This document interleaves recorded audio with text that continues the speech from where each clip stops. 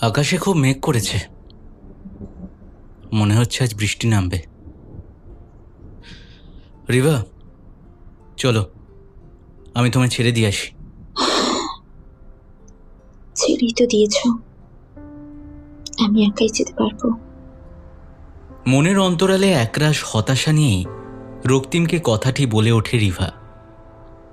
হতাশার কারণ, আজ রক্তিম তার প্রেমের প্রস্তাব প্রত্যাখ্যান করে রিভার হৃদয় ভেঙেছে। অনেকদিন থেকেই রিভা তাকে মনে মনে ভালোবাসে, আজ সাহস করে তার মনের কথা জানিয়েই দেয়। কিন্তু রক্তিমের মন প্রাণ জুড়ে যে শুধু একজনই, পালক। কিন্তু রক্তিম ভালো করেই জানে তার এই ভালোবাসার কোনো পরিণতি নেই।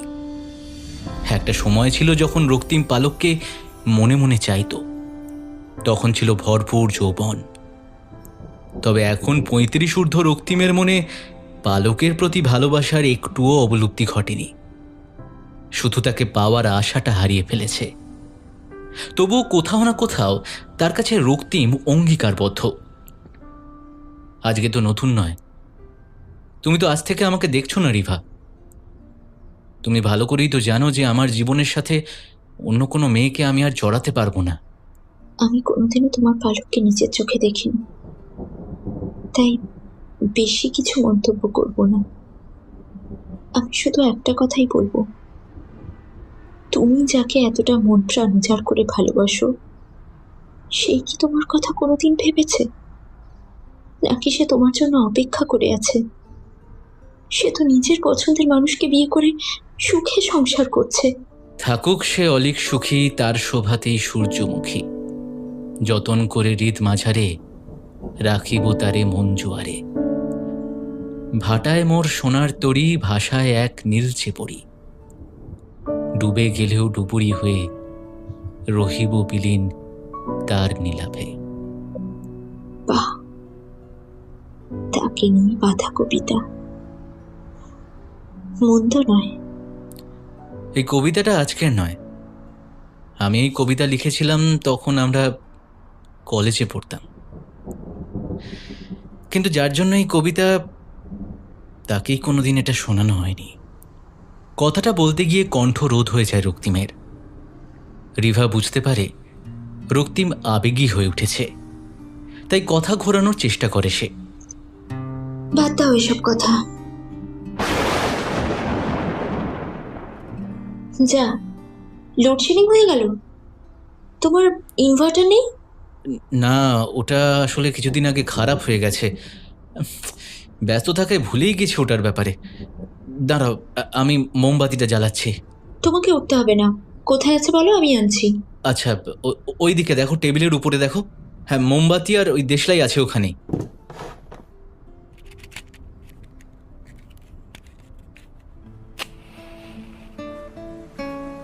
ধীরে ধীরে বৃষ্টি শুরু হয়েছে। রক্তিমের বাড়িটা মেন রোড থেকে একটু ভিতরে। কলকাতার বুকে হলেও জায়গাটা বেশ নিরিবিলি। সে একাই থাকে। 4 বছর হলো মা বাবা গত হয়েছেন। হঠাৎ করে লোডশেডিং হয়ে যেতে রক্তিমের কথা মতো রিভা একটা মোমবাতি জ্বালিয়ে নিয়ে এসে টি টেবিলের ওপরে রাখে। বৃষ্টিটা বেড়েছে, ঝোড়ো হাওয়াও দিচ্ছে। একটু কমুক, তারপর বেরিও। রিভা জানলা দিয়ে বাইরের বৃষ্টি দেখে তারপর সোফা চেয়ারে রক্তিমের মুখোমুখি বসে। বলছি যে, কাজ কেমন চলছে তোমার? ওই চলছে একরকম। তা তোমার অভিমানটা কমেছে নাকি এখনো? বাদ দাও সব। আচ্ছা, তুমি বিয়েটা কবে করছো? রিভা কিছুক্ষণ স্থিরভাবে তাকিয়ে থাকলো রক্তিমের দিকে। রক্তিমের এই কথাগুলো ওকে অনেক বেশি কষ্ট দেয়। বাবা মা ছেলে দেখছে, হয়তো ভালো ছেলে পেয়ে গেলে বিয়েও দিয়ে দেবে। এসব নিয়ে আমি আর ভাবি না, তুমিও আর ভেবো না। রক্তিম বুঝতে পারে রিভার মনের কোণে এখনো লুকিয়ে আছে বেশ খানিকটা অভিমান। সে জানে একজন মানুষের মন ভাঙলে তার কতটা কষ্ট হয়। কিন্তু সে যে অপারক, সে তার জীবনের সাথে নতুন করে আর কাউকে জড়াতে চায় না। কাউকে বিয়ে করে তার সাথে ভালোবাসার অভিনয় করতে করতে একদিন ক্লান্ত হয়ে পড়লে তার মনের অনুভূতিগুলো তার অর্ধাঙ্গিনীর কাছে ধরাও পড়ে যাবে। আর সেই সময়টা আসার থেকে সূচনার আগেই একজনের মন ভাঙা শ্রেয় বলে মনে করে রক্তিম। তবে রিভার অভিমান যাতে কিছুটা কমানো যায় তাই কিছু মজার কথা বলে তাকে স্বাভাবিক করে তোলার চেষ্টা করে। তাহলে রিভা, এই বছর রাখি বন্ধন উৎসবে আমার হাতে রাখি বাঁধবে তো? কি? কথাটা বলার সাথে সাথে নিজেই হেসে ফেলে রক্তিম। রক্তিমের মুখে হাসি দেখে রিভা আরও রেগে যায়। রক্তিম এবার মুখ তুলে রিভার অনুভূতিটা বোঝার চেষ্টা করে। রাগলে তোমাকে বেশ ভালোই লাগে, আর তাছাড়া এই মোমবাতির আলো আর তোমার রাগ একটা ডেডলি কম্বো। কাটা খায় নুনের ছিটে দিচ্ছ? আরে বাবা, কিসের নুনে ছিটে? ঠিকই তো বললাম। দেখো, আমি তো তোমার দাদার মতোই। আমার বয়স 36 আর তোমার 27। আমি তোমার থেকে কত বড় বলো তো? ভালো হচ্ছে না কিন্তু। যাক, শেষমেশ আর যাই হোক, রিভার মান অভিমানের পালাটা শেষ হয়েছে। রক্তিম ভালো করেই জানে রিভা ছেলে মানুষ, তাই কিভাবে তার মান ভাঙাতে হয় সে জানে। রক্তিম ছোটবেলা থেকেই যথেষ্ট মেধাবী ছাত্র ছিল। আজ সে কলকাতা শহরের প্রতিষ্ঠিত একজন ডাক্তার।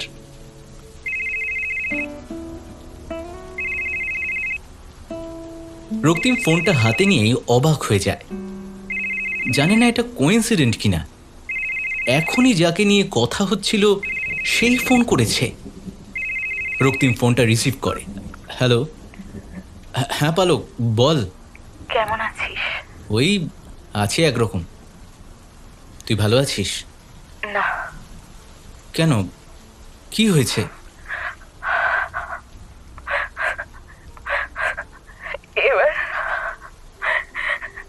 এবার মনে হয় সবকিছু হাতের বাইরে বেরিয়ে যাবে রক্তিম। আমি আর মনে হয় ওর মনটাকে বেঁধে রাখতে পারবো না রে। আমি আর পারবো না। আরে কি হয়েছে? কাঁদছিস কেন? আমাকে বল। সায়নের জীবনে।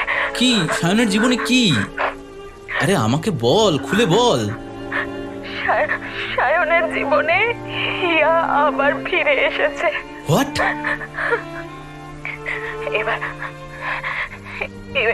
এবার মনে হয় আর কিচ্ছু ঠিক হবে না রে, আর কিচ্ছু ঠিক হবে না। শোন, তুই একটু শান্ত হ। আচ্ছা, আমি তো আছি, আমি দেখছি কি করা যায়। তুই প্লিজ একটু শান্ত হ। এই আমি ফোনটা রাখছি। হ্যাঁ, মনে হয় সায়ন বাড়িতে চলে এসেছে। আবার পরে কথা বলবো।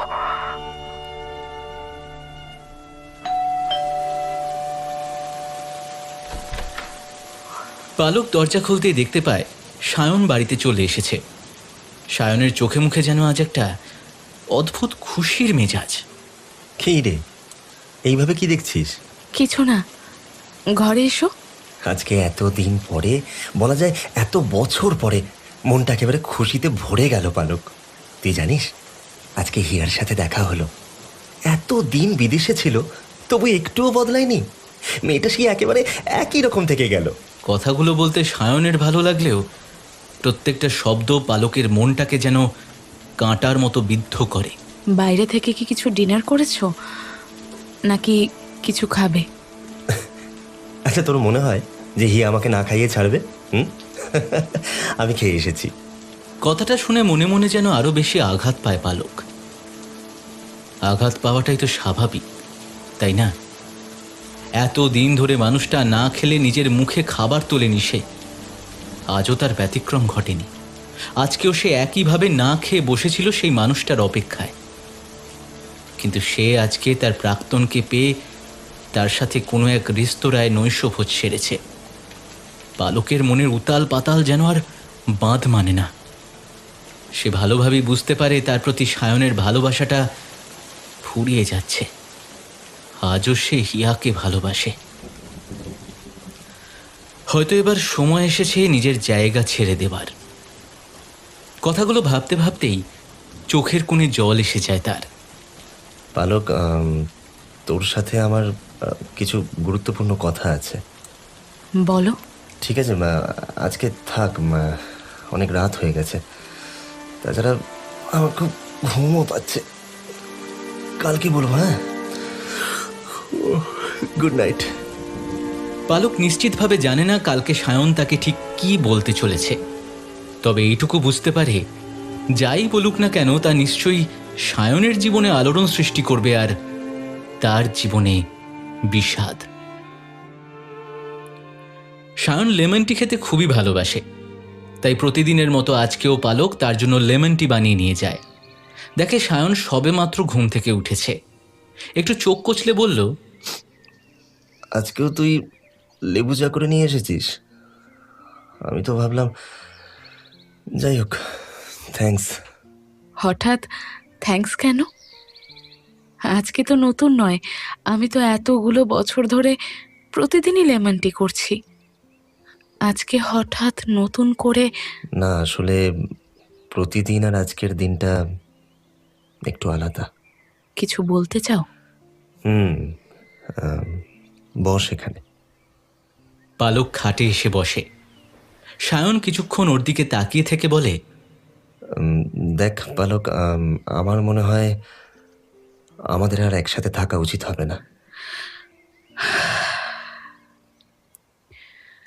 আন্দাজ করেছিলাম এরকমই কিছু একটা বলবে। নতুন জীবন শুরু করতে চাও, তাই তো? পালক, পালক, তুই তুই তুই আমাকে ক্ষমা কর।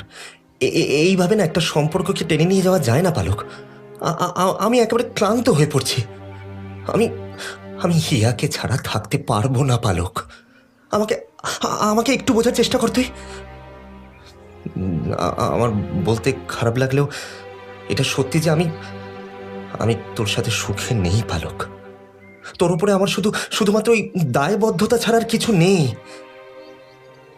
জানি তোর এই কথাগুলো শুনতে খুব খারাপ লাগছে, কিন্তু কিন্তু এটা আমাকে বলতেই হবে। পারলে আমাকে ক্ষমা করে দিস পালক। আমার মনে হয় আমাদের ডিভোর্সটা তাড়াতাড়ি হয়ে যাওয়াটাই ভালো। এতে অন্তত 3টে জীবন বেঁচে যাবে। কথাগুলো বলেই চায়ের কাপটা টেবিলে রেখেই ঘর থেকে বাইরে বেরিয়ে বাড়ির ছাদে উঠে আসে সায়ন।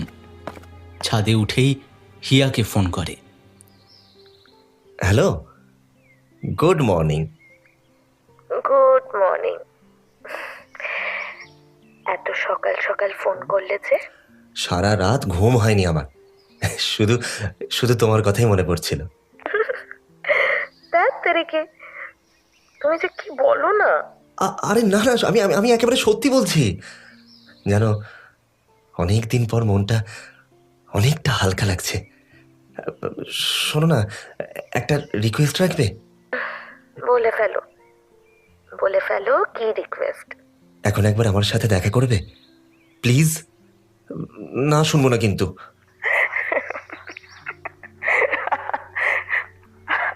আচ্ছা আচ্ছা বাবা, বলো তো কোথায় দেখা করতে চাও? কোথায় আবার? শ্যামবাজার 5 মাথার কাছে। শ্যামবাজার 5 মাথার মোড়ের কাছে? ঠিক আছে, তুমি আমার জন্য অপেক্ষা করো, আমি 1 ঘন্টার মধ্যেই আসছি। ঠিক আছে? সায়নের কথা মতো হিয়া শ্যামবাজার 5 মাথার কাছে এসে উপস্থিত হয়। এত বছর পর আবার একে অপরের কাছে আসা যেন না চাইতেও অনেক পুরনো স্মৃতি মনে করিয়ে দিয়ে যায়। তোমার মনে আছে হিয়া, আমরা কলেজে ছুটির পর এখানে এসে কতটা সময় কাটাতাম? যখন সবাই শান্ত নিরিবিলি ভিক্টোরিয়া, তারপর ওই গড়ের মাঠে নিজেদের মুহূর্তগুলো তাদের মনের মানুষটার সাথে ভাগ করে নিত, তখন আমাদের দুজনের একমাত্র আকর্ষণ ছিল এই ব্যস্ত কলকাতার শ্যামবাজার 5 মাথা। অবশ্য তার আরেকটি কারণ আছে, আর সেটা হলো গোলবাড়ির কষা মাংস। যা বলেছ, সত্যি একটা নস্টালজিয়া বটে।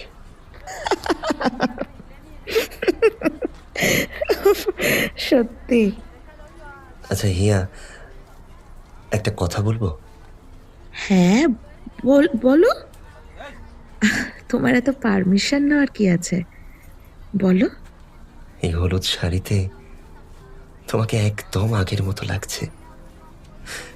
জানো হিয়া, কালকের থেকেও না আজকে অনেক বেশি সুন্দর লাগছে তোমাকে। আচ্ছা, তা বুঝলাম। তা কথাটা কি সত্যি? নাকি আমাকে একটু ভাও খাওয়ানো হচ্ছে? হুম। আরে আরে আমি তোমাকে কেন ভাও খাওয়াবো? একদম সত্যি কথা বলছি হিয়া। আমি আমি সত্যি একেবারে চোখ ফেরাতে পারছি না। তবে তোমার কিন্তু অনেকটা পরিবর্তন এসেছে। যেমন চোখে কালো ফ্রেমের ফুল রিমের চশমা এসেছে, চুলে পাক ধরেছে, ফর্সা চামড়াটা রোদে পুড়ে শ্যামলা হয়ে গেছে। আর সেই সময়ের ক্লিন শেভ করা ছেলেটার মুখে খোঁজা খোঁজা দাড়িও গজিয়েছে। আর ওই একটু মোটা হয়ে গেছো, এই আর কি। কি? But I must say that you are looking very handsome. এই জিন্সটা পরে আর ব্লু পাঞ্জাবিটাতে তোমাকে জাস্ট ফাটাফাটি লাগছে। হিয়া, তোমাকে একটা কথা বলার জন্য আজকে এখানে ডেকেছিলাম। আমি না আসলে বুঝতে পারছি না যে কথাটা কিভাবে বলবো তোমাকে, বা এখনই বলাটা ঠিক হবে কিনা। এই এক মিনিট। আচ্ছা, তুমি তো এভাবে আমতা আমতা করে কথা বলার ছেলে ছিলে না। যা বলতে স্পষ্ট বলতে। তা এখন এরকম করছো কেন? বলো না, কি বলার আছে বলো। তার আগে একটা প্রশ্ন করবো তোমাকে। তুমি কি এখনো আমাকে আগের মতোই ভালোবাসো? হিয়া কোনো উত্তর দেয় না। সায়নের কথাটা শুনে মাথা নামিয়ে নেয়। হিয়াকে দেখে মনে হয় বেশ অপ্রস্তুতে পড়ে গেছে। হিয়া হিয়া প্লিজ আমাকে বলো, আমার জানাটা খুব দরকার হিয়া। তুমি যদি আমাকে জিজ্ঞাসা করো তাহলে আমি বলবো আমি এখনো শুধু তোমাকেই ভালোবাসি হিয়া। আমি আমি একেবারেই ভালো নেই হিয়া।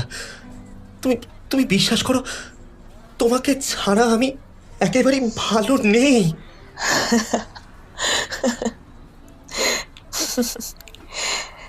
দেখো, এতগুলো বছর তো আমাকে ছাড়া তুমি ভালোই ছিলে বলো। বিয়ে করেছো, সুখেই ঘর বাঁধছিলে। আমি কিন্তু তোমাকে ছাড়া এ মনে আর কাউকে জায়গা দিইনি জানো। কিন্তু তুমি পেরেছো, তুমি পারোনি। আজ প্রতীক্ষার সময়ের কাছে হেরে গেছে সায়ন। জাস্ট হেরে গেছো। আমি আমি স্বীকার করছি আমি যা করেছি ভুল করেছি, কিন্তু আমাকে কি একটা সুযোগ দেয়া যায় না হিয়া? একটা সুযোগ? না না না, এটা আর হয় না সায়ন। তোমার বিয়ের পর অনেক কষ্ট করে আমি আমার মনটাকে মানিয়েছি, নিজের মনকে স্বাভাবিক করেছি। আর নতুন করে স্বপ্ন দেখিও না। আর তাছাড়া তুমি তো এখন বিবাহিত, তোমার বাড়িতে স্ত্রী আছেন, তাকে ভালো রাখার দায়িত্বটা কার? তোমারই তো। সেই দায়িত্বভার তুমি চাইলেও অস্বীকার করতে পারো না সায়ন। আমি আমার স্ত্রীকে ভালো রাখার অনেক চেষ্টা করেছি হিয়া। এতগুলো বছর ধরে ওর সাথে ভালো থাকার অভিনয় করেছি আমি, কিন্তু কিন্তু তুমি বিশ্বাস করো, ওকে না আমি হাজার চেষ্টা করেও মন থেকে ভালোবাসতে পারিনি। আর আমি এসব করতে করতে একেবারে ক্লান্ত হয়ে গেছি হিয়া। আচ্ছা আচ্ছা, তুমি বলো তো, আমার দিকে একবার দেখো। তুমিও কি একা ভালো আছো হিয়া? এতগুলো দিন তো একা কাটিয়েই দিলাম, বাকি জীবনটা পারবো না? বেশ পারবো, বাকি জীবনটাও খুব পারবো। একা থাকার না একটা আলাদা মজা আছে জানো, যেটা তোমরা দম্পতিরা বুঝবে না। No responsibilities, no understanding, no compromise, nothing. এক মুক্ত চেতনা সায়ন, এক মুক্ত চেতনা। কথাটা বলতে গিয়ে হিয়ার চোখে জল চলে আসে। তাই সে চোখের জল আড়াল করার জন্য নিজের কালো সানগ্লাসটা পরে নেয়। তবে আজ সেখানে শুধু হিয়া আর সায়ন নয়, তাদের মাঝে একজন তৃতীয় মানুষও উপস্থিত। সে আর কেউ নয়, পালক। সহস্র মানুষের ভিড়ে সে নিজেকে আড়ালে রেখে এক দৃষ্টিতে চেয়ে আছে। তার চোখে মুখে বিষাদের পারদ যেন তরঙ্গের মতো এসে বাঁধ ভেঙে দিয়ে যায়। সে জানে না কতটা সর্বনাশা খেলায় সায়ন জড়িয়ে পড়ছে। এর থেকে মুক্তি কি কোনোদিনও সম্ভব? এমন ভাবনায় পালকের ভঙ্গুর হৃদয়টা তোলপাড় হয়ে যায়। চোখের কোণে আবেগ মিশ্রিত নোনা জল এসে চোখের কোমল আস্তরণ বন্ধ করে দেয়। তার একটু একটু করে অনেক যত্ন নিয়ে গড়ে তোলা সংসারটা যে ধূলিকণায় রূপান্তরিত হচ্ছে। আমি বুঝেছি সায়ন, আমি বুঝেছি জোর করে কিচ্ছু পাওয়া যায় না। আমি বুঝেছি, না হলে এতগুলো বছর একসাথে ঘর করার পরেও আমি যে তোমার গল্পের মীরা হয়েই থেকে গেলাম, রাধার হয়ে উঠতে পারলাম কই। দূরে দাঁড়িয়েই পালক হাওয়ায় ভাসানো কথাটা বলে ওঠে। সে জানে ওই দূরে দাঁড়িয়ে থাকা সায়নের কাছে এই বার্তা কোনোদিনই পৌঁছবে না। সে এখন তার রাধার ভালোবাসায় মগ্ন হয়ে আছে। ওই যে বাংলায় একটা প্রবাদ আছে না, নদীর একুল ভাঙে তো অকুল করে। এটা তোমার অভিমানের কথা হিয়া। তুমি যে এই জীবন নিয়ে কতটা সুখী সেটা তোমার চোখের কোণে লুকিয়ে থাকা জলই প্রমাণ করে দেয়। সেটা শুধু একটা রঙিন চশমা দিয়ে আড়াল করা যায় না হিয়া। হিয়া দ্রুত চোখের জল মোছার চেষ্টা করে, কিন্তু তার আবেগী মুহূর্তটা তার হারিয়ে ফেলা মনের মানুষের কাছে ধরা পড়ে যায়। নিজেকে আর কত রকম ভাবে লুকোবে তুমি? অভিনয়টা তুমি পারো না হিয়া, কিন্তু অভিনয়টা তো আমি পারি। জানি আমি একটা ভুল করে ফেলেছি, মস্ত বড় ভুল। পালককে বিয়ে করাটা আমার জীবনের একটা মস্ত বড় ভুল ছিল হিয়া, আমি জানি সেটা। আমি পালককেও সুখী করতে পারিনি আর নিজেও সুখী হতে পারিনি, কিন্তু অভিনয় দক্ষতা দিয়ে প্রতিদিনের এক সংসারের নাট্য মঞ্চে নায়কের ভূমিকায় অভিনয়টা আমি খুব ভালো করে গিয়েছি। আমি আর পারছি না হিয়া, আমি আর পারছি না। এই মিথ্যে ভালোবাসার আর মিথ্যে ভালো থাকার গল্পের নায়কের চরিত্রে অভিনয় করতে করতে আজ আমি বড় ক্লান্ত হিয়া। তুমি বিশ্বাস করো, এবার আমার একটু অবসর চাই, আর তোমাকে আমার এই অবসর জীবনের সাথী হিসেবে আমি চাই হিয়া। এই হিয়া, দেখো না আমার দিকে একটু, পারবে না হিয়া? এইসব মান অভিমান ভুলে আমার হাতে হাত রেখে বাকিটা জীবন তুমি কাটিয়ে দিতে পারবে না? বলো না, এই হিয়া, বলো না, পারবে না তুমি? হ্যাঁ? হিয়া আর কোনো উত্তর দেয় না, শুধুমাত্র নির্বাক হয়ে চোখ দুটো বন্ধ করে রাখে। বুঝেছি, আজ আমি পর হয়ে গেছি, তাই তো? আমি শুধু আমার ইচ্ছেগুলো তোমার সাথে ভাগ করে নেব বলেই আজ এখানে তোমাকে ডেকেছিলাম। আমি তোমাকে কোনো জোর করবো না হিয়া। তুমি যদি চাও আমি বাকিটা জীবন এইভাবেই না হয় আমার স্ত্রীর সাথে অভিনয় করে কাটিয়ে দেব। কথাগুলো বলে আর চোখের জল ধরে রাখতে পারে না সায়ন। হিয়া বুঝতে পারে সায়ন এখনো তাকে ভুলতে পারেনি। সায়ন, আমি বুঝতে পারছি তুমি এখনো আমাকে ঠিক আগের মতোই ভালোবাসো। দেখো, আমিও তোমাকে কোনোদিনও ভুলতে পারবো না। একসাথে কাটানো আমাদের সময়গুলো আমি আজও অনেক মিস করি, জানো। কিন্তু এখন তোমার পৃথিবী আর আমার পৃথিবী একদম আলাদা। আর অভিনয়ের কথা বলছিলে না? আচ্ছা, আমরা কে অভিনয় করছি না বলো তো? তুমি তোমার স্ত্রীর সাথে অভিনয় করছো না? আর এই দেখো, আমি করছি আমার নিজের সাথে। মনের মধ্যে কত কষ্ট লুকিয়ে রেখেও তাও হেসেই চলেছি। এটা নিজের সাথে নিজের অভিনয় নয়? কত মানুষ আছে সায়ন, তারা নিজের পরিবারের মুখে দুমুঠো খাবার তুলে দেওয়ার জন্য তাদের কর্মজীবনে অনেক অপ্রিয় মানুষের সাথে প্রতিনিয়ত অভিনয় করতে হচ্ছে সায়ন। এই পুরো পৃথিবীটা একটা রঙ্গমঞ্চ, আর এই আমরা একজন রঙ্গমঞ্চের অভিনেতা অভিনেত্রী। কথাগুলো শোনার পর সায়ন স্তব্ধ হয়ে যায়। মুখ ফুটে যে কিছু বলবে তার ভাষা খুঁজে পায় না। দূরে দাঁড়িয়ে থাকা পালকের মোবাইল ফোনটা হঠাৎ বেজে উঠল। ব্যাগ থেকে মোবাইলটা বের করে দেখে রক্তিম ফোন করেছে। ফোনটা রিসিভ করে পালক। হ্যালো।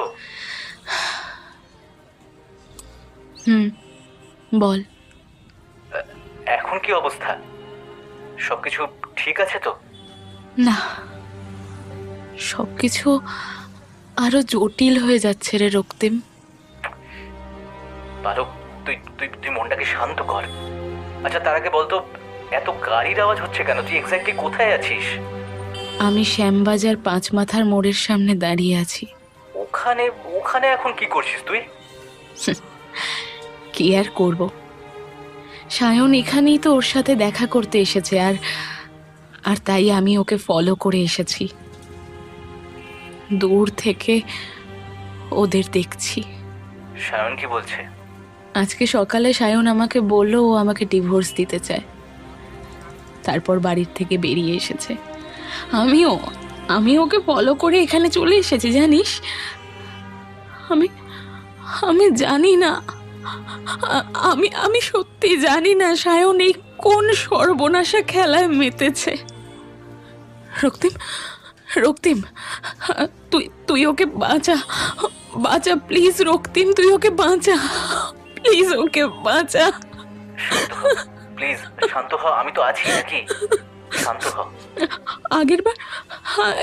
এর আগের বার না এতটা বাড়াবাড়ি হয়নি, জানিস? সেইবার তুই না থাকলে আমি ওকে ভালো করতে পারতাম না, কিন্তু এবার কেন জানি না আমার মনে হচ্ছে ও নাগালের বাইরে চলে যাচ্ছে। আমি আমি আমি আমি জানি না যে তুই কতটা করতে পারবি। অন্তত চেষ্টাটা কর রক্তিম। হ্যাঁ, তুই চেষ্টাটা কর। আমি আমি আমি আমি সারা জীবন তোর কাছে কৃতজ্ঞ হয়ে থাকবো। আমি সারা জীবন তোর কাছে কৃতজ্ঞ হয়ে থাকবো। Please Raktim, please please please. সেই মুহূর্তের হঠাৎ মেঘবর্ষণ জানান দিয়ে যায় খুব তাড়াতাড়ি বৃষ্টি নামবে। কালো মেঘে আকাশ অন্ধকার হয়ে যায়। সায়ন একবার আকাশের দিকে তাকাতেই অনুভব করে সে আকাশ নয়, নিজের কল্পনার আয়নায় যেন নিজেকেই দেখছে। এক আবেগ মাখানো হাসি খেলে যায় তার মুখে। আকাশের দিকে তাকাতেই বৃষ্টির এক ফোঁটা জল এসে চোখের মধ্যে পড়ে। মুহূর্তের মধ্যেই চোখ দুটো বন্ধ হয়ে যায়। চোখ বন্ধ করতেই সেই জলবিন্দু সরল রেখায় তার চিবুক বেয়ে নেমে আসে। নয়ন তোমারে পায় না দেখিতে, রয়েছ নয়নে নয়নে। নয়ন তোমারে পায় না দেখিতে, রয়েছ নয়নে নয়নে। হৃদয় তোমারে পায় না জানিতে, হৃদয় তোমারে পায় না জানিতে। হৃদয়ে রয়েছ গোপনে, হে রয়েছ নয়নে নয়নে। নয়ন তোমারে পায় না দেখিতে, রয়েছ নয়নে নয়নে। জানি আমি তোমায় পাবো নিরন্তর, লোক লোকান্তরে নিরন্তর জানি আমি তোমায় পাবো নিরন্তর লোক লোকান্তরে যুগ যুগান্তর তুমি আর আমি মাঝে কেহ নাই কোনো বাধা নাই ভুবনে রয়েছ নয়নে নয়নে নয়ন তোমারে পায় না দেখি সায়ন চোখ খুলেই দেখতে পায় হিয়ার তার সামনে নেই। এদিকে বৃষ্টি নেমেছে অঝরে। নয়ন তোমারে পায় না দেখিতে রয়েছ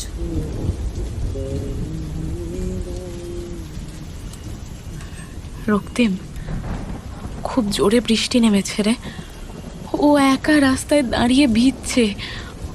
ও ঠান্ডা লেগে শরীর খারাপ করবে। হ্যাঁ, আমি কি ওকে নিয়ে আসবো? না না না, একদম না। তুই যেখানে দাঁড়িয়ে আছিস সেখানে দাঁড়িয়ে থাক, কোথাও যাবি না। ও কেন বুঝতে চাইছে না? হিয়া ওকে ভুলে গেছে। হিয়ার এখানে থাকে না।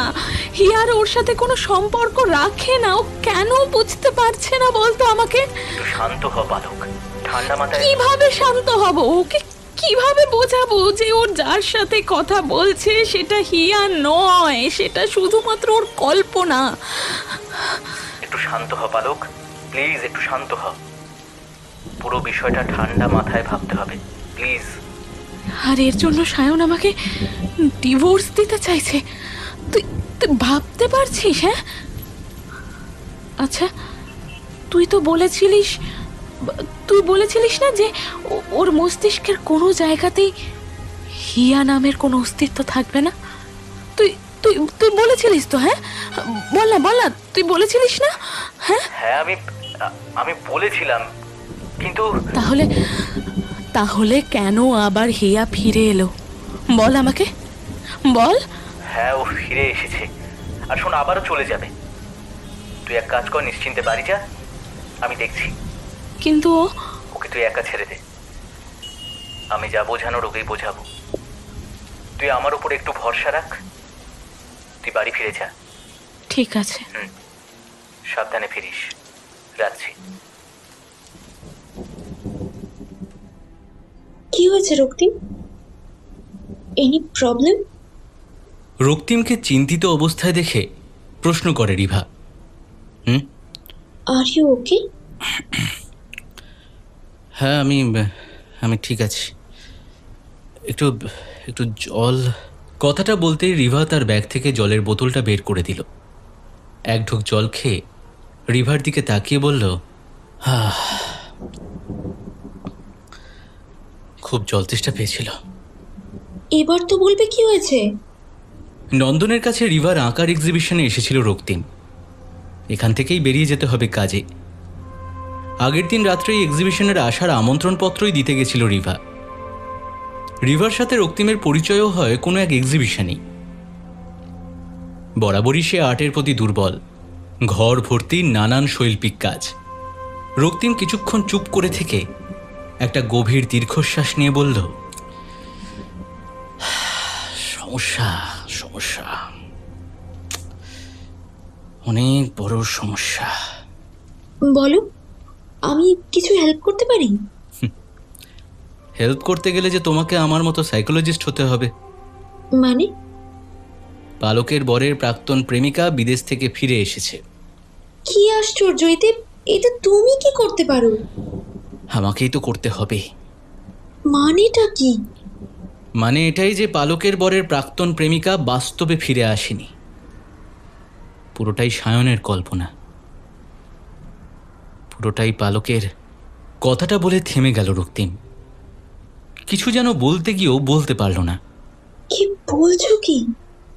রক্তিম কিছুক্ষণ চুপ করে তাকিয়ে রইল রিভার দিকে। অনেক কিছু মনে পড়ে যাচ্ছে। নিজেকে একটু গুছিয়ে নিয়ে বলল, আসলে সায়ন যাকে ভালোবাসত সে অনেক আগেই মারা গেছে। এই আঘাতটা সায়ন মেনে নিতে পারেনি। সে মনে প্রাণে বিশ্বাস করে যে হিয়া বিদেশে চলে গেছে, একদিন নিশ্চয়ই ফিরে আসবে। তারপর থেকে মাঝে মধ্যেই ওর কল্পনায় হিয়া ফিরে আসে, ওকেও হ্যালুসিনেট করে। এটা এক রকমের মানসিক সমস্যা।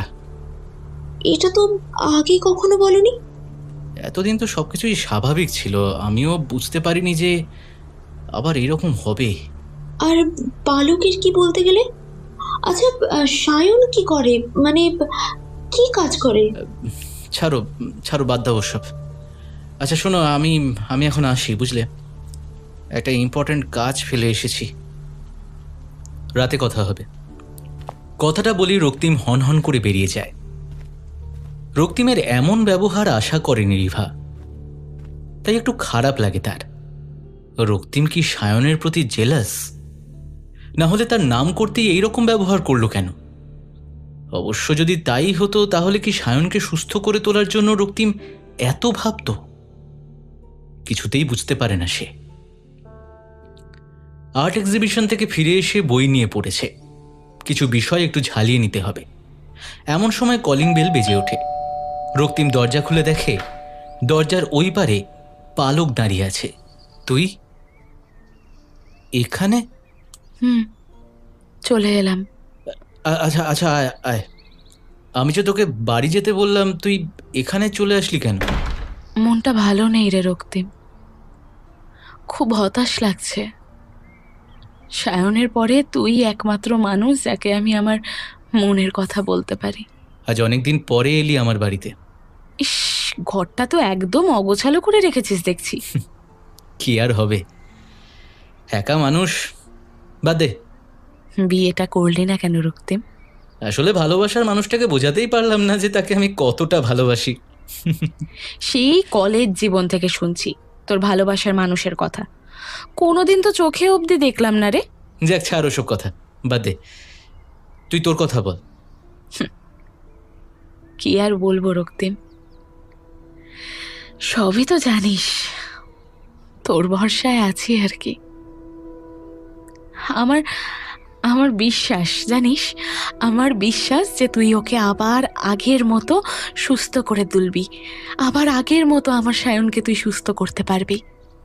দেখ পালক, তুই নিশ্চিন্তে থাক, আবার সায়নকে আমি তোর কাছে ফিরিয়ে দেব। প্রমিস? প্রমিস করছি, তোর সায়নকে তোর কাছে তোর মনের মতো করেই ফিরিয়ে দেবো আমি।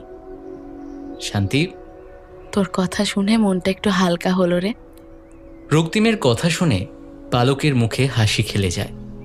তোকে অনেক অনেক থ্যাঙ্কস। শুধু থ্যাঙ্কস, আর কিছু না? তুই কি চাস বল? আমি জাস্ট মজা করছি। দেখ, আমি শুধু দেখতে চাই তুই ভালো আছিস, আর কিছু না। ও যাই হোক, আজকে রাতে তোদের বাড়িতে কিন্তু আমি যাব, বুঝলি? কখন আসবি বল? ওই ধর চেম্বার করে 8:30 থেকে 9টার মধ্যে। হ্যাঁ, আর একটা কথা মনে রেখে দে, আজকে বাড়িতে গিয়ে সায়নকে কোনো রকম প্রশ্ন তুই করবি না, কোনো ঝগড়া যেন না হয়, মনে থাকবে? কিছু খাবি?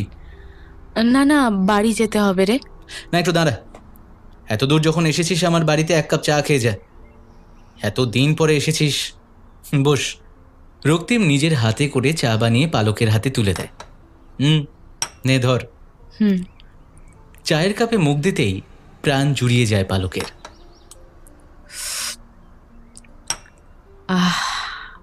বাহ, তুই তো বেশ সুন্দর চা বানাস। আমি না এত সুন্দর চা করতে পারি না, জানিস। আচ্ছা, তুই বিয়েটা করলি না কেন বলতো? তোর বউ তোর এই হাতের চায়ের থেকে কিন্তু বঞ্চিত হয়ে গেল, জানিস। হাসছিস কেন? যা বললি সেটা শুনে হাসি পেয়ে গেল, আর কি বলবো বল। আচ্ছা শোন, ঠিক আছে, আর দেরি করব না, আমি আসছি। হ্যাঁ, তাহলে আজকে রাতে দেখা হচ্ছে। হ্যাঁ, যদি সায়ন আজকে রাতে বাড়িতে থাকে তাহলে আজকে নিশ্চয়ই যাব, আর না হলে আগামীকালকে। ঠিক আছে, টাটা। পালক বেরিয়ে যেতেই রক্তিম দরজাটা বন্ধ করে দেয়, তারপর একটা সিগারেট জ্বালায়। চিন্তা করতে থাকে কত তাড়াতাড়ি কিভাবে সবকিছু স্বাভাবিক করে তুলবে। রক্তিম ভালো করেই জানে ব্যাপারটা অতটা সহজ নয়। কিন্তু তাকে যে করতেই হবে, যে করেই হোক তার ভালোবাসার মানুষটার জন্য তাকে এটা করতেই হবে। কথা মতোই ঠিক রাত 9টার সময় রক্তিম পালকের বাড়িতে পৌঁছয়। আসছি। পালক দরজা খুলে দেখে রক্তিম চলে এসেছে। আয়, সায়ন কোথায়? পাশের ঘরে আছে। ঠিক আছে, শোন, তুই এখানে থাক, আমি ওর সাথে কথা বলে আসছি। আর আমি যদি না ডাকি তাহলে কিন্তু আসবি না, কেমন? ঠিক আছে। রক্তিম সায়নের ঘরের দিকে এগিয়ে যায়। আসতে পারি? সায়ন, কিরে, কি খবর, কেমন আছিস? কথাটা বলে রক্তিম ঘরে ঢুকে দরজাটা বন্ধ করে দেয়। পালক ডাইনিং রুমে একটি সোফায় বসে অপেক্ষা করতে থাকে। এইভাবে প্রায় 1 ঘন্টা কেটে যায়, এখনো দরজা খোলে না। পালকের মনটা অস্থির হয়ে ওঠে। রক্তিম তার অনুমতি ছাড়া ঘরে প্রবেশ করতে বারণ করেছে, তাই বন্ধ ঘরের দরজা নক করার সাহস পায় না। তবু রক্তিমের প্রতি তার ভরসা আছে। সে ভালো করেই জানে রক্তিম যা করবে সেটা তার ভালোর জন্যই করবে। কথাগুলো ভাবতে ভাবতেই ওইদিকে দরজাটা খুলে যায়। ঘর থেকে বেরিয়ে আসে রক্তিম। কি বুঝলি রে? ও ও ভালো হয়ে যাবে তো? কাল থেকে তুই এক নতুন সায়নকে দেখতে পাবি। সত্যি? এই, আসতে বল, সায়ন শুনতে পাবে যে। তবে কিছু বিশেষ শর্ত আছে। কি শর্ত? দেখ, আজকে রাতে তুই আর সায়নের সাথে দেখা করবি না। কেন? কেন ওর উত্তরটা কালকেই পেয়ে যাবি। আজকে আর দেখা করবি না। এখন সায়ন ঘুমাবে। কালকে সকাল 6টার সময় প্রিন্সেপ ঘাটের কাছে তুই চলে যাবি। সায়ন ঠিক 6:30টার সময় তোর সাথে প্রিন্সেপ ঘাটে দেখা করবে। তুই সকালে ওকে ঘুম থেকে তুলবি না কিন্তু, ও ঠিক ওখানে চলে যাবে। আর আমি ওই জায়গাটাই বললাম কারণ প্রিন্সেপ ঘাট তোর বাড়ির থেকে একদম কাছে। কালকে কালকে সব কিছু ঠিক হয়ে যাবে তো রে? হ্যাঁ, বল না, সব ঠিক হয়ে যাবে? তুই আমাকে বিশ্বাস করিস তো? আমার ওপর একটুও ভরসা নেই? আমি কি বললাম? তুই কালকে তোর সায়নকে অন্যভাবে দেখবি। আর একটা কথা মনে রেখে দে, আজকে রাতের ফ্লাইটে হিয়া ইউএসএ ফিরে যাচ্ছে। সায়ন এটাই জানে। আর কালকে যখন সায়ন তোর সাথে দেখা করতে আসবে তখন তুই একবারও হিয়াকে তোদের মধ্যে আসতে দিবি না। সায়ন নিজেও তোর কাছে হিয়ার নাম আর করবে না। শুধু এটা জেনে রেখে দে, আগামীকাল ভালো কিছু হবে।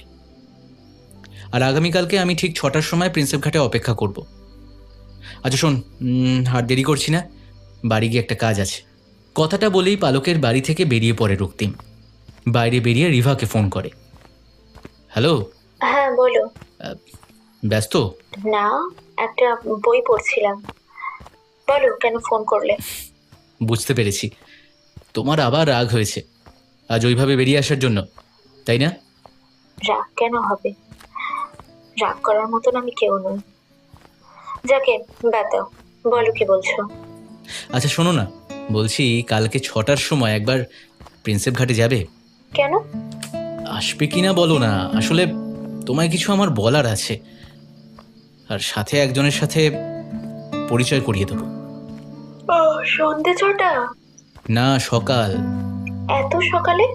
প্লিজ রিভা, আমার জন্য একদিন। তোমায় কিছু বলার আছে। আর আর কাল সকালটা খুব ইম্পর্টেন্ট। শোনো, আমি গাড়ি নিয়ে তোমার বাড়ির সামনে অপেক্ষা করব। তোমার বাড়ি থেকে তোমাকে পিক আপ করবো। 5:30টার মধ্যে রেডি থেকো, কেমন? Okay, good night. Good night.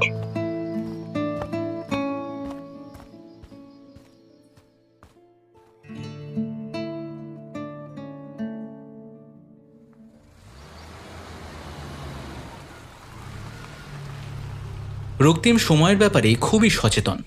ঠিক 5:40 তার হন্ডা সিটি গাড়িটা নিয়ে নিজেই ড্রাইভ করে রিভার বাড়ির সামনে উপস্থিত হয়। 5 মিনিটের মধ্যে রিভা তৈরি হয়ে নিচে নেমে আসে। রক্তিম গাড়ির সামনের দরজাটা খুলে দেয়। আসো, সিট বেল্টটা বেঁধে নাও। এবার বলো তো, এত জরুরি তলব কি ব্যাপার? বলছি, আজকে তোমাকে একজন মানুষের সাথে পরিচয় করিয়ে দেবো। কার সাথে পরিচয় করাবে? পালক আর সায়নের সাথে। কি? যা শুনেছো সেটা ঠিকই শুনেছো। গাড়ি ঘোরাও, আমি বাড়ি যাব। ওর ব্যাপারে জানলে আর এই কথাটা বলতে না। মানে? দেখো রিভা, তুমি তুমি অনেকবার আমার কাছে জানতে চেয়েছিলে না যে আমার কলেজ জীবনের গল্প, পালকের গল্প। আজকে তোমাকে সবকিছু বলবো। আমি, সায়ন আর পালক একই কলেজে পড়াশোনা করেছি। আমার ডিপার্টমেন্ট ছিল সাইকোলজি, সায়নের আর পালকের ছিল কেমিস্ট্রি। আমরা একে অপরের খুব ভালো বন্ধু ছিলাম। তোমাকে তো আগেও বলেছি যে আমি পালককে ভালোবাসতাম, নিজের থেকেও বেশি ভালোবাসতাম। কিন্তু পালকের কাছে আমার প্রতি কোনো অনুভূতি কোনোদিনই দেখিনি। আমাকে সে ভালোবাসতো, তবে সেটা বন্ধু হিসেবে। কেউ আমার নামে খারাপ কিছু কথা বললে পালক প্রতিবাদ করত। ও মনে প্রাণে আমাকে খুব কাছের বন্ধু বলেই মনে করত, আর সেটা অবশ্য এখনো করে। ও ভালোবাসতো সায়নকে, কিন্তু আমি জানতাম সায়ন কোনোদিন পালককে ভালোবাসেনি, ভালোবাসতে পারেনি। সায়নের মন প্রাণ জুড়ে ছিল আমাদেরই কলেজের একটি মেয়ে, হিয়া। হ্যাঁ, এটা তো কালকেই বললে। শুরু থেকেই বলছি, তার বেশ কিছু কারণ আছে। বলো, কিন্তু প্লিজ তার আগে এসিটা বন্ধ করে দাও, খুব শীত করছে। এত সকালে এসির হাওয়া খাওয়ার অভ্যেস নেই আমার। আচ্ছা বেশ। রক্তিম এসিটা বন্ধ করে গাড়ির জানলাগুলো খুলে দেয়, তারপর আবার বলতে শুরু করে তার কথা। পালক জানতো না যে সায়ন এই কলেজেরই অন্য একটা মেয়েকে ভালোবাসে। তাই অনেক আশা নিয়েই একদিন সায়নকে প্রপোজ করে।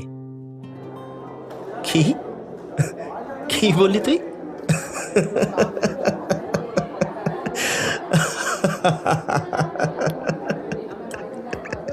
এই কথাটা শুনে তোর হাসি পাচ্ছে সায়ন?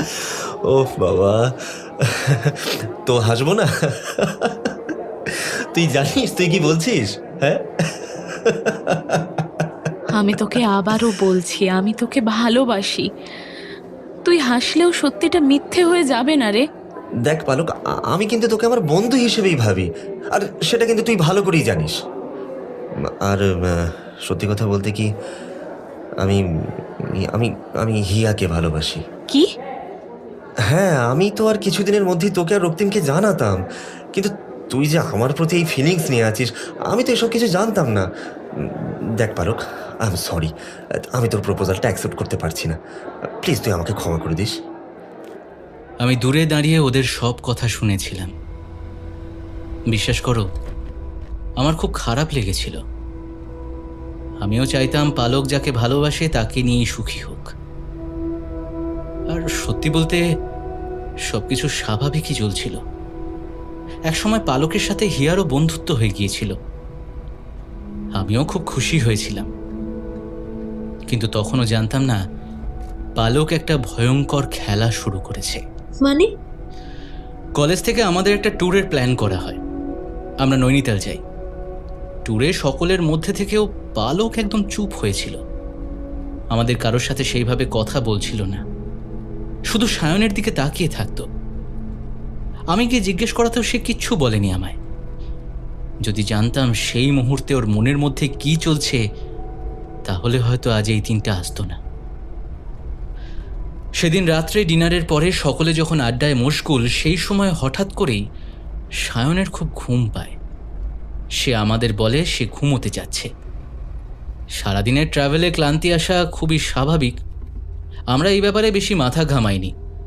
সায়ন রুমে চলে যাওয়ার 15 মিনিট বাদে পালক ফ্রেশ হতে উঠে যায়। তারপর প্রায় 15 মিনিট বাদে সে ফিরে আসে।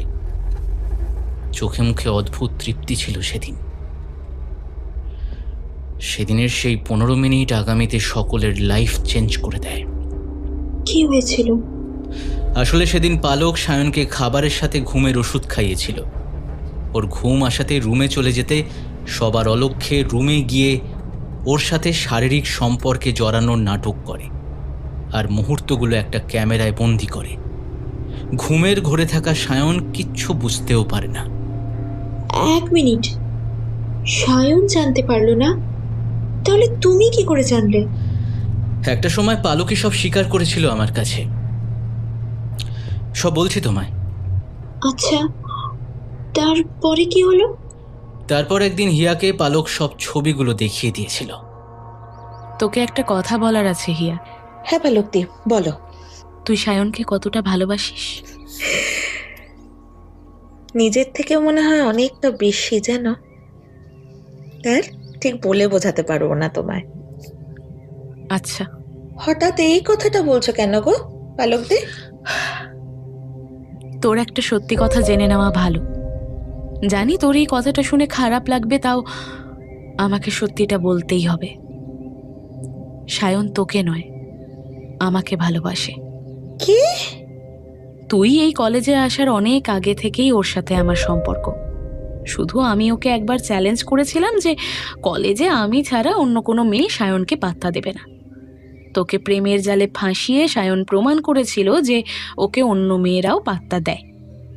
তাই জন্যই তোর সাথে ওর সম্পর্ক হওয়ার পর সায়ন তোর সাথে আমাকেই পরিচয় করিয়ে দিয়েছিল। এই দেখ না, আজকে সায়ন কলেজে আসেনি। ওর শরীরটা খুব একটা ভালো নেই, হয়তো আরো 2-3 দিনও আসবে না। তাই জন্যই তোকে জানিয়ে দিলাম। আমি বিশ্বাস করি না, আমি এটা বিশ্বাস করি না। বোকা মেয়ে। বেশ, তোকে একটা জিনিস দেখাচ্ছি। হ্যাঁ, এই নে, এই ছবিগুলো দেখ, ভালো করে দেখ।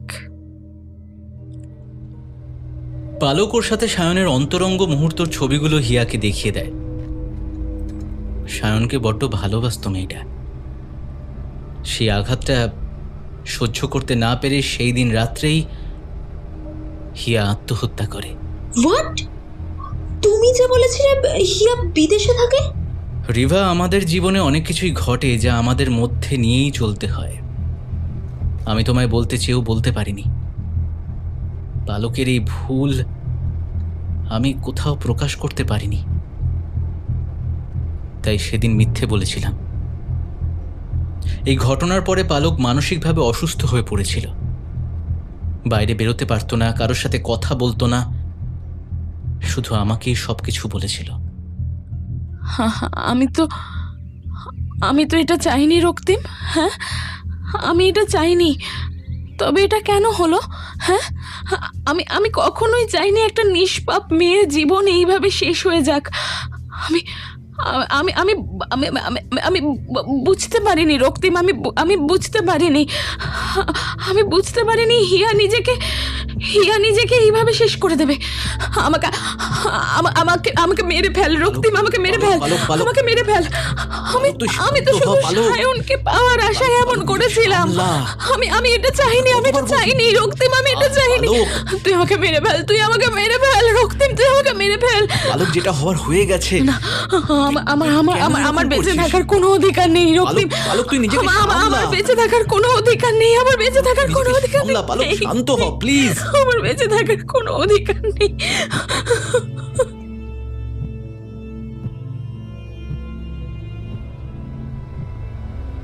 পালক আমাকে ছাড়া কাউকেই কথাগুলো কোনোদিনও বলতে পারেনি। সায়ন এই ঘটনাটা কোনোদিনও জানতে পারেনি? না, সায়ন এটা কোনোদিন জানতে পারেনি। সায়ন সবসময় মনে করত হিয়া বেঁচে আছে, তার জন্য অপেক্ষা করছে, একদিন ঠিক ফিরে আসবে।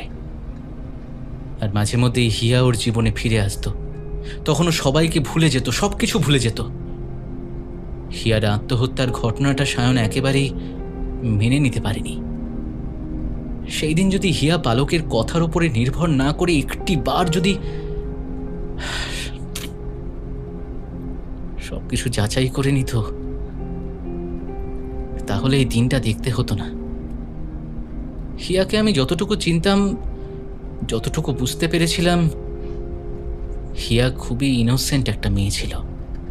আচ্ছা, সায়নকে কি আর কোনোভাবেই সুস্থ করা যাবে না? সেটা একটু পরেই পরিষ্কার হয়ে যাবে। এসে গেছি, নামো।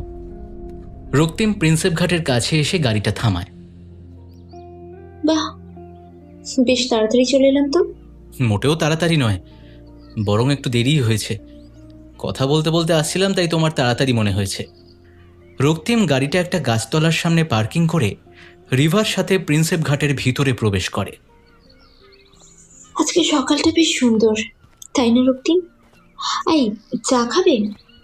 একটু পরে। যাই হোক, তা তোমার পালক আর সায়ন কোথায়? রক্তিম ভালো করে চারদিকে দেখে নিয়ে বলে, এতক্ষণে তো চলে আসার কথা। কটা বাজে দেখো তো। 6:20। এতক্ষণ তো চলে আসার কথা, হয়তো আশেপাশেই কোথাও আছে। তাহলে ফোন করে দেখো না, কোথায় আছে জেনে যাবে।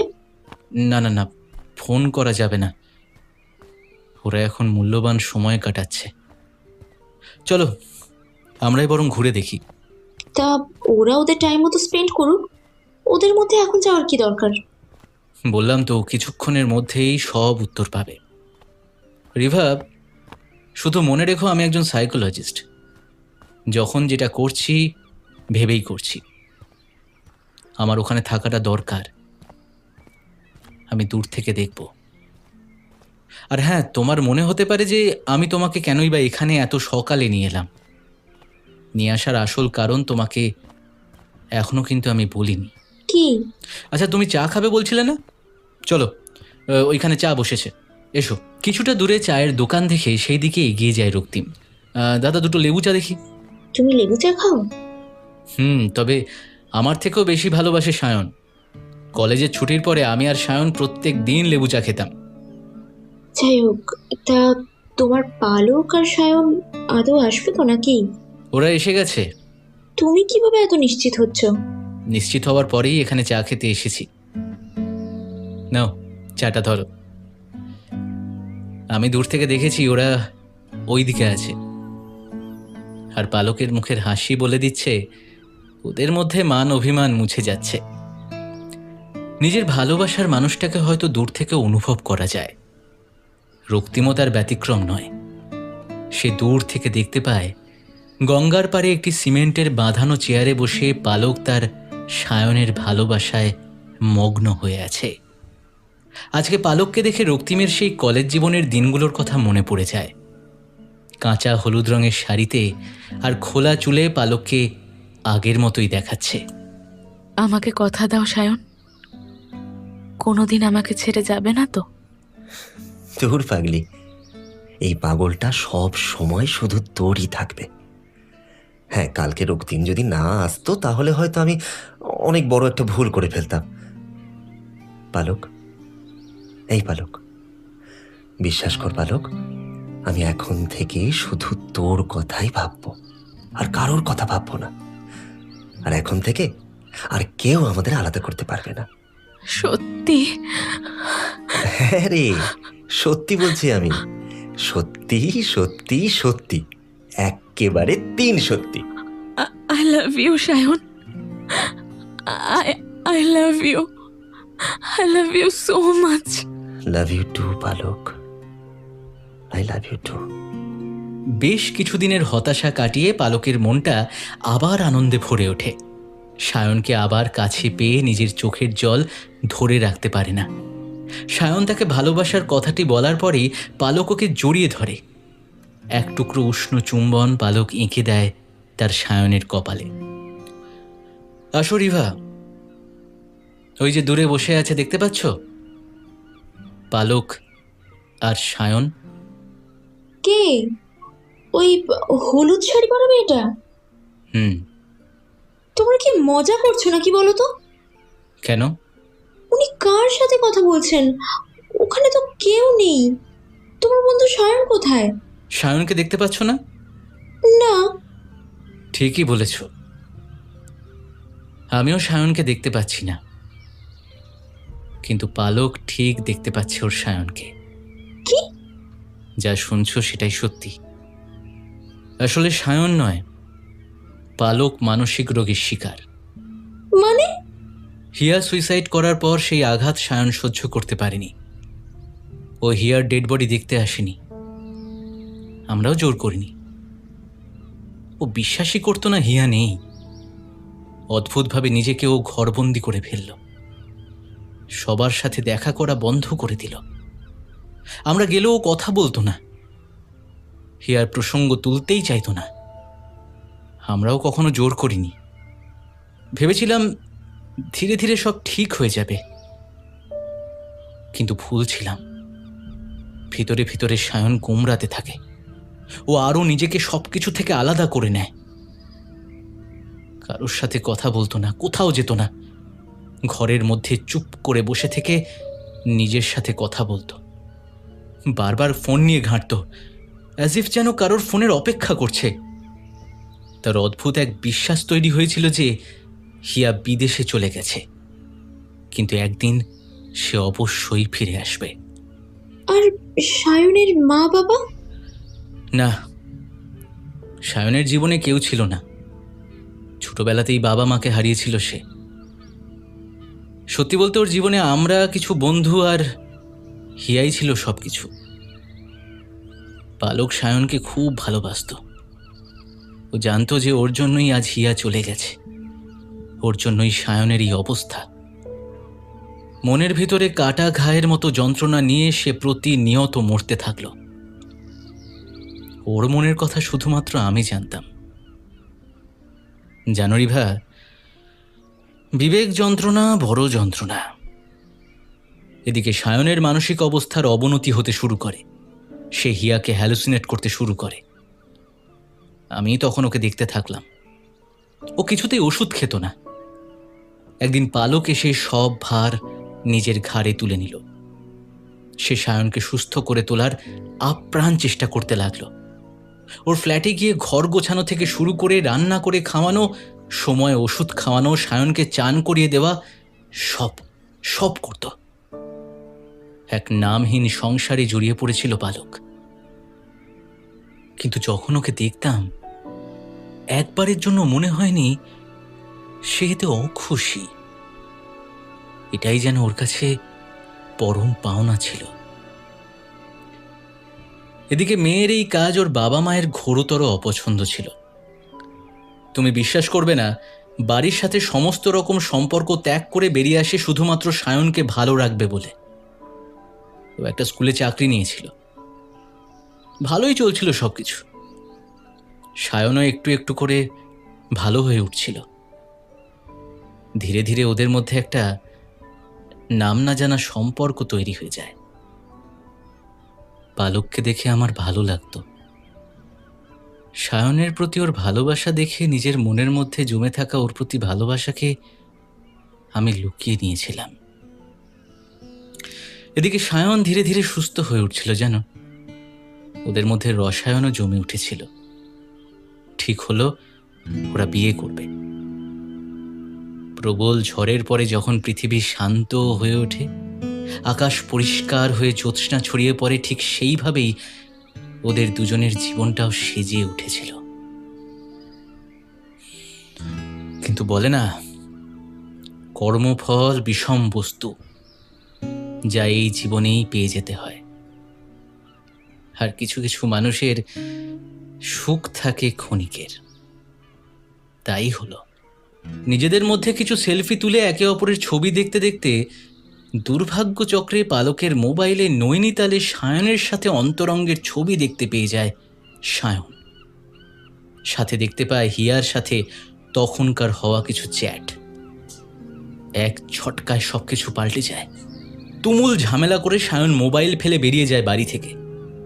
আমরা বন্ধুরা অনেক খুঁজেছিলাম, পাইনি ওকে। থানায় জানানো হয়। অনেক খোঁজাখুঁজির পর ওর খোঁজ পাওয়া যায় 2 দিন বাদে, বাবুঘাটের কাছে। তবে মৃত, জলে ডুবে ফুলে ফেঁপে ওঠা শরীর ভেসে উঠে ঘাটের চরে আটকে ছিল। যেদিন পালকের স্বপ্ন পূরণের দিন ছিল, যেদিন সে লাল বেনারসিতে সেজে তার ভালোবাসার মানুষকে নিজের করে পেয়ে জীবনটাকে নতুন করে রঙিন করে তোলার অপেক্ষায় ছিল, সেদিনই সে চিরদিনের জন্য জীবন থেকে সব রং হারিয়ে ফেলল। নিজের করা ভুল আর সায়নকে হারিয়ে ফেলার কষ্টে সে পাগল হয়ে গেল। সেদিন থেকে আজ পর্যন্ত নিজেকে বিশ্বাস করায় যে সে সায়নের ফ্ল্যাটে সায়নের সাথে ঘর করছে। পালক মনে করে সায়ন আর হিয়া দুজনেই বেঁচে আছে। পালক মনে মনে সায়নের সাথে সংসার বেঁধেছে। আরও মনে করে হিয়া বিদেশে কোথাও না কোথাও সুখেই আছে। সায়নকেও নিজের স্বামী ভাবে। আসলে ওই ঘটনাটা ওর মন থেকে মুছে গেছে জানো। তবে তবে কল্পনায় পালক সায়নের সাথে সংসার বেঁধেছে ঠিকই, কিন্তু ওর মনের মধ্যে সবসময় একটা ভয় কাজ করে। এই বুঝি হিয়া বিদেশ থেকে এসে সায়নকে তার কাছ থেকে ছিনিয়ে নিয়ে চলে যাবে। এই সংশয়ের জন্যই পালক কল্পনাতেও সায়নকে পুরোপুরি নিজের করে পায় না। ও মনে মনে বিশ্বাস করে যে সায়নের মনটা এখনো হিয়ার কাছেই পড়ে আছে, এবং এটাও ভাবে যে ওর করা অন্যায় লুকিয়ে সায়নকে সে বিয়ে করেছে। সায়ন তার সাথে সুখী নয়, সে হিয়াকে না পেয়ে হতাশ। আরও একটা বিরল ঘটনা পালকের সাথে হয়, যেটা আমি আমার অন্য কোনো পেশেন্টের মধ্যে দেখিনি। কি? পালক নিজের কল্পনাতেই একদিন উপলব্ধি করলো যে সায়ন হিয়াকে না পেয়ে ব্যর্থ প্রেমিক হয়ে মানসিক সমস্যাতে আক্রান্ত। ওয়েট, এটা পালক উপলব্ধি করতো যে সায়ন মানসিক সমস্যায় আছে, কিন্তু পালক নিজেই তো মানসিক রোগে আক্রান্ত। হ্যাঁ, ওর এটাই মনে হয়। পালক নিজেকে একজন সুস্থ মানুষ হিসেবেই ভাবে, আর সেই থেকেই পালকের মনে একটা নতুন ভয় তৈরি হলো, সায়নকে মানসিক রোগ থেকে কিভাবে মুক্ত করবে। তারপর থেকে এই নিয়ে পালকের কল্পনায় দ্বিতীয়বার সায়নের কাছে হিয়া ফিরে আসলো। তবে পালক কিন্তু ভালোভাবেই জানতো যে হিয়া ফিরে আসেনি। ও মনে করতো সায়নের কল্পনায় হিয়া সায়নের কাছেই ফিরে এসেছে। ওই জন্যই পালক বারবার আমার কাছে ছুটে আসতো আর বলতো সায়নকে সুস্থ করে দে। আসলে ও যে নিজে মানসিক রোগে আক্রান্ত সেটা তো জানতো না। অবশ্য না জানাটাই স্বাভাবিক, সেটা অবশ্য একজন মানসিক রোগীর বোঝার কথাও নয়। আসলে সায়নের মস্তিষ্কের ভিতরে হিয়া আসেনি, পালকের মস্তিষ্কের ভিতরেই সায়ন আর হিয়া এখনো বেঁচে আছে। হয়তো হিয়াকে মুছে ফেলা সম্ভব, কিন্তু সায়নকে মোছার চেষ্টা করলে পালককে আর স্বাভাবিক রাখা যাবে না। সেই সময়ের হিয়া আর সায়নের আত্মহত্যার স্মৃতি আমি অনেক কষ্ট করে ওর মন থেকে মুছে দিতে পেরেছি রিভা, কিন্তু সায়নকে কোনোদিন ওর মন থেকে মুছে দেওয়া যাবে না। এইভাবে পালক সায়নকে কতদিন জড়িয়ে ধরে বাঁচবে? হয়তো আমরণ। কি বলছো কি? তুমি চেষ্টা করোনি? চেষ্টা কি আর করিনি? অনেক চেষ্টা করেছিলাম, কিন্তু একটা সময় এটা আমার মনে হয়েছিল এতেই পালক ভালো আছে। ওর কাছে যেদিন এটা সত্যি হয়ে দাঁড়াবে যে সায়ন নেই, সেদিন সে নিজেকে শেষ করে ফেলবে। কখনো কখনো কিছু ভয়ঙ্কর সত্যির থেকে হয়তো অবাস্তব মিথ্যে অনেক ভালো। সেদিন থেকে আজ পর্যন্ত পালক সায়নের সাথেই আছে। শুধু মাঝে মাঝে সায়নকে হারিয়ে ফেলার ভয়ে ছুটে আসে আমার কাছে, ভাবে হিয়া ফিরে এসে সায়নকে ওর থেকে দূরে নিয়ে চলে যাবে। আর আমি স্বার্থপরের মতো এই মিথ্যেকে বাঁচিয়ে রেখে চলি। কথাটা বলি রক্তিম রিভার দিকে তাকায়। সে লক্ষ্য করে রক্তিমের চোখের কোণ চিকচিক করছে। এমন সময় চোখের পলকেই পালক রক্তিমের কাছে এসে হাজির হয়। তোকে তোকে কি বলে যে ধন্যবাদ জানাবো আমি আমি জানি না। কথাটা বলতে গিয়ে পালক নিজের আবেগ ধরে রাখতে পারে না। তুই এবার খুশি তো পালক? অনেক খুশি, অনেক অনেক খুশি, আমি অনেক খুশি। জানিস আমার সায়ন আমাকে কি বলেছে জানিস? আমাকে বলেছে এখন থেকে শুধু আমার কথাই ভাববে, আর অন্য কাউকে ভাববে না। কত আনন্দের কথা, তাই না? হ্যাঁ বল, ও শুধু আমাকে ভাববে, জানিস, শুধু আমার কথা ভাববে। সত্যি তো অনেক আনন্দের কথা, তাই না রিভা? হ্যাঁ। তুমি কে? তোমার সাথে তো কোনোদিনও পরিচয় হয়নি। আমি রিভা। জানিস পালক, এবার ভাবছি বিয়েটা করেই ফেলি, কি বলিস? এই এই দেখ তো, আমায় ওর পাশে মানাবে? ওয়াও, এ তো দারুণ খবর। এতদিন আমাকে জানাসনি কেন? এটা কি ঠিক হলো? হ্যাঁ, জানালে কি আর সারপ্রাইজটা থাকতো? এই শোন না, সায়ন আমাকে ডাকছে। ও ওখানে একা বসে আছে, তুই দাঁড়া, আমি একটু পর আসছি। হ্যাঁ, এই কোথাও যাবি না কিন্তু। আজকে 4 জন মিলে একসাথে অনেক ঘুরবো, ফুচকা খাবো, অনেক মজা হবে। বেশ, আজ তুই যা বলবি তাই হবে। কথাটা বলেই পালক গঙ্গার ধারের সেই সিমেন্টের বাঁধানো চেয়ারের দিকে এগিয়ে যায়, যেই চেয়ার পালক আর সায়নের সম্পর্ক পুনরুদ্ধারের অন্যতম সাক্ষী। তুমি মিথ্যে বললে কেন? মিথ্যে? মিথ্যে মানে? ন্যাকামো হচ্ছে। তুমি বললে কেন যে তুমি আমাকে বিয়ে করবে? যে মেয়েটা আমাকে মনে মনে এতটা ভালোবাসে, তার ভালোবাসাকে অস্বীকার করব কিভাবে রিভা? দেখো, তোমাকে আমি সবটা বলতে পারিনি আগে, আজ বললাম। এটাই আমার জীবন। পালক আমার জীবনের সাথে বেঁচে থাকবে এইভাবে। আমি ছাড়া যে ওর কেউ নেই, তুমি মেনে নিতে পারবে? কথাটা শুনে রিভার ঠোঁটে এক মিষ্টি হাসি খেলে যায়। চিবুক নামিয়ে নেয় রিভা। আকাশে ধীরে ধীরে মেঘের আনাগোনা বাড়ে। তার গর্জন যেন বৃষ্টির পূর্বাভাস দিয়ে যায়। আকাশে বড্ড মেঘ করেছে, মনে হচ্ছে বৃষ্টি নামবে। ওনাকে ডাকুন। আর তাছাড়া এখন মনে হয় আমাদেরও এখান থেকে যাওয়া উচিত, না হলে কি? বৃষ্টি এসে যাবে। হাসুক বৃষ্টি। রক্তিমের এই বার্তা কালো মেঘে আচ্ছন্ন হয়ে থাকা আকাশ যেন শুনতে পেয়ে যায়। মুহূর্তে এই বৃষ্টির ধারা এসে ভিজিয়ে দেয় তাদের। অপরদিকে পালক, হুম, আজকের বৃষ্টিটা যেন আর না থামে। সেই অনেকগুলো বছর হয়ে গেল আমরা একসাথে বৃষ্টিতে ভিজিনি। ওইদিকে দেখো, রক্তিমের সাথে মেয়েটাকে ভারী মানিয়েছে, বলো? তা মানিয়েছে। তোমার কাছে একটা অনুরোধ আছে। কি? বল না। এবার থেকে আমাকে তুমি বলে ডেকো। তুমি? না না না না, প্লিজ সায়ন।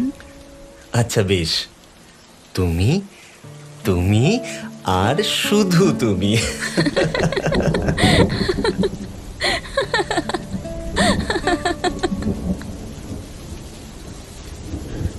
গঙ্গার ধারে এমন বৃষ্টি ভেজা মুহূর্তকে যদি এক ফ্রেমে বন্দি করা যেত, তাহলে হয়তো আমরা এক বিরল দৃশ্যের সাক্ষী হয়ে থাকতাম। সাক্ষী হয়ে থাকতাম অসমাপ্ত দুটো গল্পের সুখের সূচনার। হয়তোবা সাক্ষী হয়ে থাকতাম গঙ্গার ধারে শ্যাওলা পড়া সিমেন্টে নির্মিত ওই চেয়ারের। সাক্ষী হয়ে থাকতাম সেই মানুষটার, যে এতগুলো বসন্ত কল্পনাকে সঙ্গী করেই কাটিয়ে দিল। জীবনের বাকি দিনগুলো হয়তো সে এইভাবেই কাটিয়ে দেবে। হয়তো তাকে আর কোনোদিনই স্বাভাবিকভাবে পাওয়া যাবে না। বাস্তবতা তার থেকে অনেক দূরে। কিন্তু এতে আর কোনো দুঃখ নেই রক্তিমের। দূরে দাঁড়িয়ে সে উপলব্ধি করে পালক ভালো আছে। এক টুকরো হাসি ফুটে ওঠে রক্তিমের ঠোঁটে।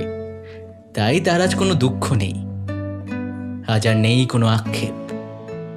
এইভাবেও কল্পনায় যদি একজন মানুষকে ভালো রাখতে পারে, তাহলে সারা জীবন বেঁচে থাকুক এই কল্পনা, বাঁচিয়ে রাখুক স্বপ্ন, বাঁচিয়ে রাখুক অনুভূতি, আর বাঁচিয়ে রাখুক ভালোবাসা।